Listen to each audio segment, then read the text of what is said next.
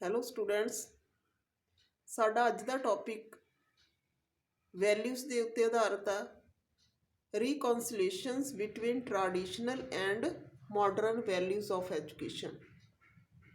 ਤਾਂ ਬੱਚਿਆਂ ਨੂੰ ਇਹ ਟੌਪਿਕ ਹੈ ਜਿਹੜਾ ਥੋੜ੍ਹਾ ਜਿਹਾ ਟੇਢਾ ਲੱਗਦਾ ਹੈ, ਕਿਉਂਕਿ ਇਹਦੇ ਵਿੱਚ ਸਮਝ ਨਹੀਂ ਲੱਗਦੀ ਕਿ ਕੀ ਲਿਖਣਾ ਹੈ।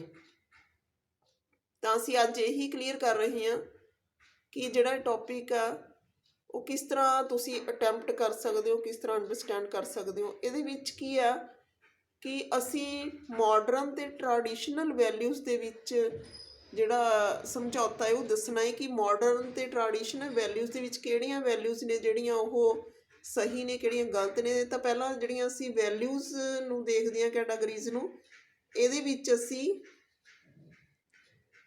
6 ਕੈਟਾਗਰੀਜ਼ ਜਿਹੜੀਆਂ ਵੈਲਿਊਜ਼ ਦੀਆਂ ਲਈਆਂ ਨੇ। Eternal values, spiritual, national values, moral values, cultural values and humanism values. ਤਾਂ ਇਸ ਤਰ੍ਹਾਂ ਨਾਲ 6 ਕੈਟਾਗਰੀ ਦੇ ਅੰਡਰ ਅਸੀਂ ਕੁਐਸਚਨ ਰੱਖ ਕੇ ਕਰਾਂਗੇ। ਪਹਿਲੀਆਂ ਹੈਗੀਆਂ ਨੇ ਇਟਰਨਲ ਵੈਲਿਊਜ਼। ਇਟਰਨਲ ਵੈਲਿਊਜ਼ ਦੀ ਜੇ ਅਸੀਂ ਟ੍ਰੈਡੀਸ਼ਨਲ ਵੈਲਿਊਜ਼ ਦੀ ਗੱਲ ਕਰੀਏ ਇਸ ਕੰਸੈਪਟ ਦੇ ਅੰਡਰ, ਤਾਂ ਇਟਰਨਲ ਵੈਲਿਊਜ਼ ਕਿਹੜੀਆਂ ਨੇ? ਟਰੂਥ, ਬਿਊਟੀ ਐਂਡ ਗੁੱਡਨੈਸ, ਸੱਚਾਈ, ਸੁੰਦਰਤਾ ਅਤੇ ਚੰਗਿਆਈ। ਇਹ 3 ਸਾਡੀਆਂ ਜਿਹੜੀਆਂ ਪੁਰਾਤਨ ਕਦਰਾਂ ਕੀਮਤਾਂ ਮੰਨੀਆਂ ਗਈਆਂ ਨੇ। ਪਰ ਮਾਡਰਨ ਜ਼ਮਾਨੇ ਦੇ ਵਿੱਚ ਕੀ ਆ, ਇਹਨਾਂ ਤੋਂ ਹਟ ਕੇ ਅਸੀਂ ਮਟੀਰੀਅਲਿਸਟਿਕ ਜਿਹੜੀ ਥਿੰਕਿੰਗ ਆ ਉਹ ਅਪਣਾਉਂਦੇ ਹਾਂ, ਕਿਉਂਕਿ ਅਸੀਂ ਦੇਖਦੇ ਹਾਂ ਕਿ ਜਿਹੜੀ ਜ਼ਰੂਰਤ ਆ ਉਹ ਇਹਨਾਂ ਚੀਜ਼ਾਂ ਨਾਲ ਪੂਰੀ ਨਹੀਂ ਹੁੰਦੀ। ਤਾਂ ਸਾਨੂੰ ਰੁਪਈਏ ਪੈਸੇ ਦੀ ਵੀ ਜ਼ਰੂਰਤ ਹੈ, ਪਰ ਮਾਡਰਨ ਜ਼ਮਾਨੇ ਦੇ ਵਿੱਚ ਅਸੀਂ ਇਸ ਚੀਜ਼ ਨੂੰ ਬਹੁਤ ਹੀ ਜ਼ਿਆਦਾ ਜਿਹੜਾ ਇਹ ਪ੍ਰੈਫਰੈਂਸ ਦੇ ਰਹੇ ਹਾਂ। ਅਸੀਂ ਸਾਰੀਆਂ ਵੈਲਿਊਜ਼ ਨੂੰ ਪਿੱਛੇ ਛੱਡ ਕੇ ਸਿਰਫ ਧਨ ਦੀ ਲਾਲਸਾ, ਜਾਂ ਅਸੀਂ ਇਹ ਕਹਿ ਲਈਏ ਕਿ ਧਨ ਕਮਾਉਣ ਦੀ ਜਿਹੜੀ ਸਾਡੀ ਇੱਛਾ ਹੈ ਉਸ ਨੂੰ ਹੀ ਅੱਗੇ ਰੱਖਦੇ ਹਾਂ, ਹੋਰ ਸਾਰੀਆਂ ਵੈਲਿਊਜ਼ ਨੂੰ ਪਿੱਛੇ ਸਿੱਟਦੇ ਜਾਂਦੇ ਹਾਂ। ਤਾਂ ਇੱਥੇ ਅਸੀਂ ਕਹੀਏ ਵੈਲਿਊਜ਼ ਦੇ ਵਿੱਚ ਸਮਝੌਤਾ ਕੀ ਆ ਕਿ ਸਾਨੂੰ ਐਜੂਕੇਸ਼ਨ ਰਾਹੀਂ, ਇੱਥੇ ਅਸੀਂ ਰੀਕਨਸਿਲੇਸ਼ਨ ਦੇ ਵਿੱਚ ਰੋਲ ਆਫ ਐਜੂਕੇਸ਼ਨ ਵੀ ਕੀਤਾ ਹੈ, ਕਿਉਂਕਿ ਐਜੂਕੇਸ਼ਨ ਹੀ ਨਵੀਆਂ ਅਤੇ ਪੁਰਾਣੀਆਂ ਜਿਹੜੀਆਂ ਵੈਲਿਊਜ਼ ਦੇ ਵਿੱਚ ਜਿਹੜਾ ਕੋਆਰਡੀਨੇਸ਼ਨ ਆ, ਜਾਂ ਤੁਸੀਂ ਇਹ ਕਹਿ ਲਓ ਕਿ ਸਮਝੌਤਾ ਕਰਵਾ ਸਕਦੀ ਹੈ। ਤਾਂ ਐਜੂਕੇਸ਼ਨ ਹੀ ਇੱਕ ਇਸ ਤਰ੍ਹਾਂ ਦਾ ਮੀਨਸ ਜਾਂ ਸਾਧਨ ਆ ਜਿਹੜਾ ਸਾਡੀਆਂ ਪੁਰਾਣੀਆਂ ਚੰਗੀਆਂ ਵੈਲਿਊਜ਼ ਨੂੰ ਸਮੇਟ ਕੇ ਰੱਖੇਗਾ ਅਤੇ ਅਗਲੀਆਂ ਜਿਹੜੀਆਂ ਪੀੜ੍ਹੀ ਦੀਆਂ ਵੈਲਿਊਜ਼ ਨੂੰ ਉਹਨਾਂ ਨੂੰ ਵੀ ਸਹੀ ਢੰਗ ਨਾਲ ਉਹਨਾਂ ਦੇ ਨਾਲ ਅੱਗੇ ਉਹ ਕਰੇਗਾ, ਵਧਾਵੇਗਾ।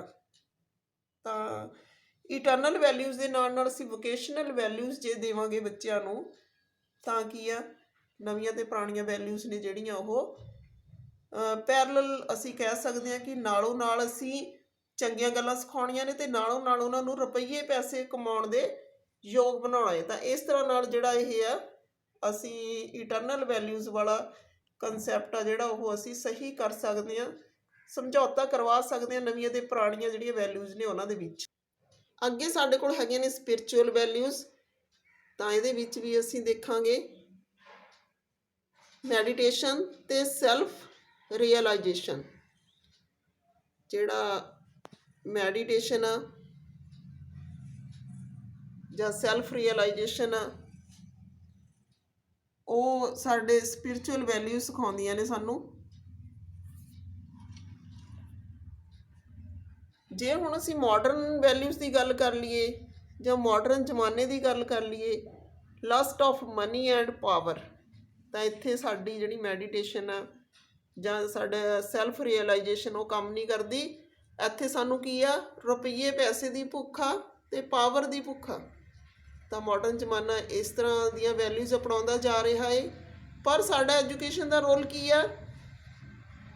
ਇਮੋਸ਼ਨਲ ਡਿਵੈਲਪਮੈਂਟ ਕਰਨੀ, ਤਾਂ ਕਿ ਬੱਚਾ ਹੈ ਜਿਹੜਾ ਉਹ ਰੁਪਈਏ ਪੈਸੇ ਪਿੱਛੇ ਹੀ ਨਾ ਸਿਰਫ ਭੱਜੇ, ਆਪਣੀ ਮਨ ਦੀ ਸ਼ਾਂਤੀ ਹੈ ਜਿਹੜੀ ਉਸ ਨੂੰ ਵੀ ਕਾਇਮ ਰੱਖੇ, ਉਸ ਨੂੰ ਵੀ ਸੰਭਾਲ ਕੇ ਰੱਖੇ, ਤਾਂ ਕਿ ਜਿਹੜੀ ਇਹ ਇੱਛਾ ਜਿਹੜੀ ਉਹਦੀ ਰੁਪਈਏ ਪੈਸੇ ਦੀ ਅਤੇ ਪਾਵਰ ਦੀ ਉਹਨੂੰ ਗਲਤ ਪਾਸੇ ਨਾ ਲੈ ਕੇ ਜਾਵੇ। ਸਪਿਰਿਚੁਅਲ ਵੈਲਿਊ ਤੋਂ ਬਾਅਦ ਸਾਡੇ ਕੋਲ ਹੈਗੇ ਨੇ ਨੈਸ਼ਨਲ ਵੈਲਿਊਜ਼। ਤਾਂ ਟ੍ਰੈਡੀਸ਼ਨਲ ਦੀ ਗੱਲ ਕਰੀਏ ਤਾਂ ਡੈਮੋਕ੍ਰੇਟਿਕ, ਸੈਕੂਲਰ, ਸੋਸ਼ਲਿਸਟਿਕ ਸੋਸਾਇਟੀ, ਇਸ ਤਰ੍ਹਾਂ ਦੀਆਂ ਨੈਸ਼ਨਲ ਵੈਲਿਊਜ਼ ਦੀ ਅਸੀਂ ਗੱਲ ਕਰਦੇ ਹਾਂ ਅਕਸਰ। ਜੇ ਅਸੀਂ ਮਾਡਰਨ ਟਾਈਮ ਦੀ ਗੱਲ ਕਰੀਏ ਤਾਂ ਸਾਇੰਟੀਫਿਕ ਥਿੰਕਿੰਗ, ਸੈਕੂਲਰ, ਸੋਸ਼ਲ ਇਨਡਿਸਿਪਲਿਨ। ਤਾਂ ਸਾਡੇ ਅੱਜ ਦੇ ਟਾਈਮ ਦੀਆਂ ਵੈਲਿਊਜ਼ ਦੇ ਵਿੱਚ ਚੇਂਜ ਕੀ ਆਈ ਆ, ਇੱਕ ਤਾਂ ਸਾਡੀ ਸੋਚ ਆ ਜਿਹੜੀ ਉਹ ਸਾਇੰਟੀਫਿਕ ਹੋਈ ਆ, ਸੈਕੂਲਰ ਅਸੀਂ ਹੋਏ ਆ। ਸੈਕੂਲਰ ਜਿਹੜੀ ਸਾਡੀ ਵੈਲਿਊ ਸੀਗੀ ਉਹ ਐਜ਼ ਇਟ ਇਜ਼ ਆ ਸਾਡੇ ਦੇ ਵਿੱਚ। ਤਾਂ ਸੋਸ਼ਲ ਇਨਡਿਸਿਪਲਿਨ ਕ੍ਰੀਏਟ ਹੋਇਆ ਏ, ਕਿਉਂਕਿ ਜਿਹੜੀਆਂ ਸੈਟਿਸਫੈਕਸ਼ਨ ਆ ਬੰਦੇ ਦੀ ਉਹ ਘਟ ਗਈ ਅਤੇ ਰੁਪਈਏ ਪੈਸੇ ਦੀ ਭੁੱਖ ਕਰਕੇ ਉਹਦੇ ਵਿੱਚ ਇਨਡਿਸਿਪਲਿਨ ਆ ਗਿਆ। ਅਤੇ ਇਹਨਾਂ ਨੂੰ ਅਸੀਂ ਐਜੂਕੇਸ਼ਨ ਰਾਹੀਂ ਕਿਵੇਂ ਸਹੀ ਕਰ ਸਕਦੇ ਹਾਂ, ਜਾਂ ਇਹਨਾਂ ਦੇ ਵਿੱਚ ਅਸੀਂ ਵਿੱਚ ਵਿਚਾਲੇ ਜਿਹੜੀਆਂ ਸੇਧਾਂ ਨੇ ਉਹ ਕਿਵੇਂ ਦੇ ਸਕਦੇ ਹਾਂ, democratic as well as scientific education ਦੇ ਕੇ, ਕਿਉਂਕਿ ਅਸੀਂ ਡੈਮੋਕ੍ਰੇਸੀ ਨੂੰ ਵੀ ਲਾਗੂ ਰੱਖਣਾ ਹੈ ਅਤੇ ਸਾਇੰਟੀਫਿਕ ਸੋਚ ਨੂੰ ਵੀ, ਕਿਉਂਕਿ ਡਿਵੈਲਪਮੈਂਟ ਲਈ ਇਹ ਦੋਨੇ ਚੀਜ਼ਾਂ ਕੀ ਨੇ, ਜ਼ਰੂਰੀ ਨੇ। ਅੱਗੇ ਸਾਡੇ ਕੋਲ ਹੈਗੀਆਂ ਨੇ ਮੋਰਲ ਵੈਲਿਊਜ਼। ਮੋਰਲ ਵੈਲਿਊਜ਼ ਦੇ ਵਿੱਚ good character, honesty, truth, cooperation. ਤਾਂ ਇਸ ਤਰ੍ਹਾਂ ਦੀਆਂ ਵੈਲਿਊਜ਼ ਆਉਂਦੀਆਂ ਨੇ ਜਿਹੜੀਆਂ ਟ੍ਰੈਡੀਸ਼ਨਲ ਕਨਸੈਪਟ ਸਾਡਾ ਕਹਿੰਦਾ ਵੈਲਿਊਜ਼ ਦਾ। ਮਾਡਰਨ ਕਨਸੈਪਟ ਆ ਜਿਹੜਾ ਵੈਲਿਊਜ਼ ਦਾ ਉਹ ਕੀ ਕਹਿੰਦਾ, ਮਟੀਰੀਅਲਿਜ਼ਮ, ਫੈਮਿਲੀ ਸਟਰਕਚਰ। ਤਾਂ ਕਹਿੰਦੇ ਜਿਹੜੀਆਂ ਮੋਰਲ ਵੈਲਿਊਜ਼ ਨੇ ਉਹ ਫੈਮਿਲੀ ਸਟਰਕਚਰ ਅਤੇ ਮਟੀਰੀਅਲਿਜ਼ਮ ਤੋਂ ਪ੍ਰਭਾਵਿਤ ਹੁੰਦੀਆਂ ਨੇ। ਮਟੀਰੀਅਲਿਜ਼ਮ ਟਰਮ ਤਾਂ ਤੁਸੀਂ ਜਾਣਦੇ ਹੀ ਹੋ, ਰੁਪਈਏ ਪੈਸੇ ਦੀ ਭੁੱਖ ਜਾਂ ਭੌਤਿਕਵਾਦੀ ਸੋਚ। ਇਸ ਤੋਂ ਇਲਾਵਾ ਫੈਮਿਲੀ ਸਟਰਕਚਰ ਦੇ ਵਿੱਚ ਜਿਉਂ-ਜਿਉਂ ਸਾਡੀਆਂ ਜੁਆਇੰਟ ਫੈਮਿਲੀਜ਼ ਤੋਂ ਨਿਕਲ ਕੇ ਅਸੀਂ ਨਿਊਕਲੀਅਰ ਫੈਮਿਲੀਜ਼ ਦੇ ਵਿੱਚ ਕਦਮ ਰੱਖਦੇ ਹਾਂ ਤਾਂ ਬੱਚਿਆਂ ਦੀਆਂ ਮੋਰਲ ਵੈਲਿਊਜ਼ ਨੇ ਉਹ ਦਿਨ ਪ੍ਰਤੀ ਦਿਨ ਜਿਹੜੀਆਂ ਨੇ ਉਹ ਘਟਦੀਆਂ ਜਾਂਦੀਆਂ ਨੇ।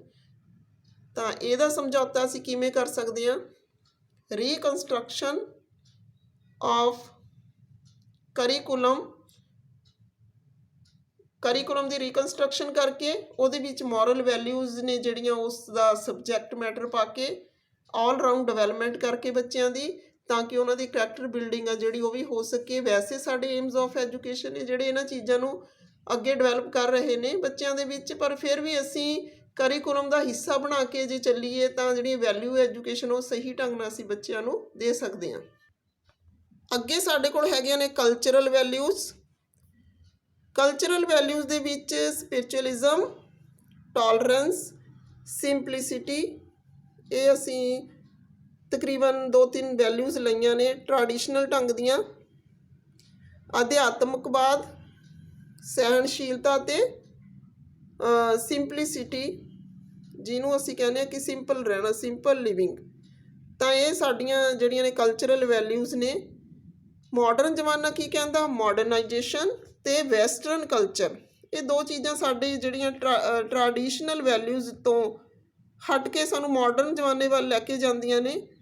ਅਸੀਂ ਵੈਸਟਰਨ ਕਲਚਰ ਨੂੰ ਅਪਣਾਉਂਦੇ ਜਾਂਦੇ ਹਾਂ ਹੌਲੀ ਹੌਲੀ। ਸਾਡੀ ਜਿਹੜੀ ਯੂਥ ਆ ਜਾਂ ਸਾਡੀ ਆਉਣ ਵਾਲੀ ਜਨਰੇਸ਼ਨ ਆ, ਤਾਂ ਇਹ ਸਾਰੀਆਂ ਚੀਜ਼ਾਂ ਜਿਹੜੀਆਂ ਨੇ ਸਾਡੀ ਸੋਚ ਨੂੰ ਬਦਲਦੀਆਂ ਨੇ।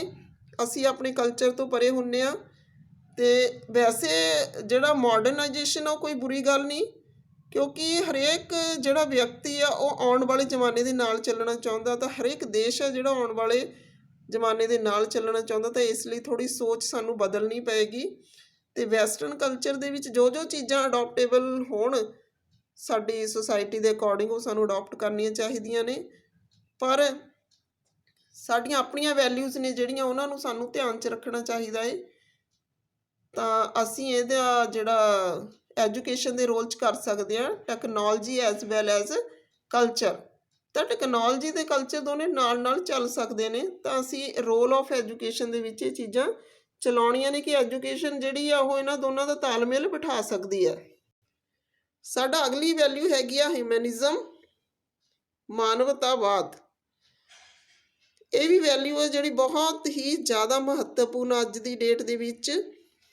ਪੁਰਾਤਨ ਸਮੇਂ ਦੇ ਵਿੱਚ ਕਿਹੜੀਆਂ ਵੈਲਿਊ ਸੀਗੀਆਂ, brotherhood, peace, service of humanity, ਭਰਾਤਰੀ ਭਾਵ, ਅਹਿੰਸਾ ਅਤੇ ਮਾਨਵਤਾ ਦੀ ਸੇਵਾ ਕਰਨੀ।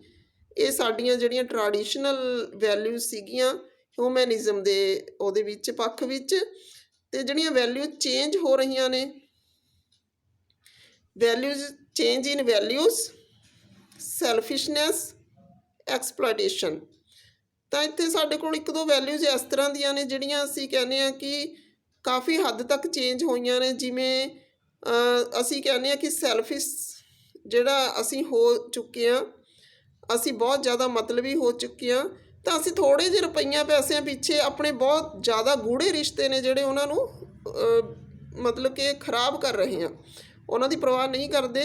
ਅਸੀਂ ਆਪਣੇ ਮਤਲਬ ਲਈ ਕਿਸੇ ਵੀ ਹੱਦ ਤੱਕ ਆ ਜਿਹੜਾ ਉਹ ਜਾ ਸਕਦੇ ਹਾਂ। ਅਤੇ ਅੱਜ ਦਾ ਜਿਹੜੀ ਜਨਰੇਸ਼ਨ ਹੈ ਇਹ ਚੀਜ਼ ਆ, ਐਕਸਪਲਾਈਟੇਸ਼ਨ ਹੋ ਰਹੀ ਹੈ ਥਾਂ ਥਾਂ 'ਤੇ। ਤਾਂ ਜਿਹੜਾ ਸ਼ੋਸ਼ਣਵਾਦੀ ਨੀਤੀ ਹੈ ਜਿਹੜੀ ਉਹ ਚੱਲ ਰਹੀ ਹੈ ਸੁਸਾਇਟੀ ਦੇ ਵਿੱਚ, ਜਿਹੜੀ ਕਿ ਬਹੁਤ ਹੀ ਜ਼ਿਆਦਾ ਮਾਨਵਤਾ ਦੇ ਵਿਰੋਧ 'ਚ ਆ।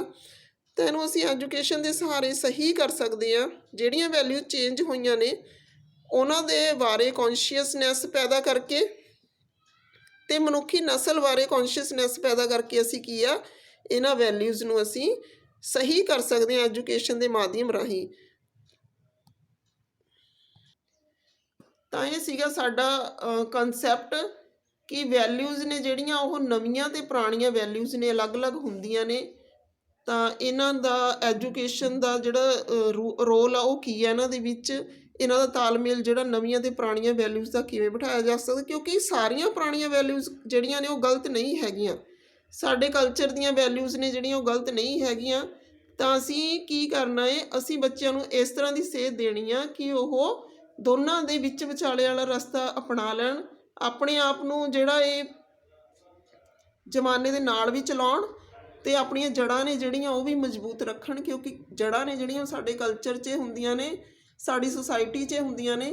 ਤਾਂ ਇਸ ਤਰ੍ਹਾਂ ਨਾਲ ਐਜੂਕੇਸ਼ਨ ਜਿਹੜਾ ਬਹੁਤ ਮਹੱਤਵਪੂਰਨ ਰੋਲ ਅਦਾ ਕਰਦੀ ਹੈ ਇਹਨਾਂ ਵੈਲਿਊਜ਼ ਨੂੰ ਸਹੀ ਸ਼ੇਪ ਦੇਣ ਦੀ।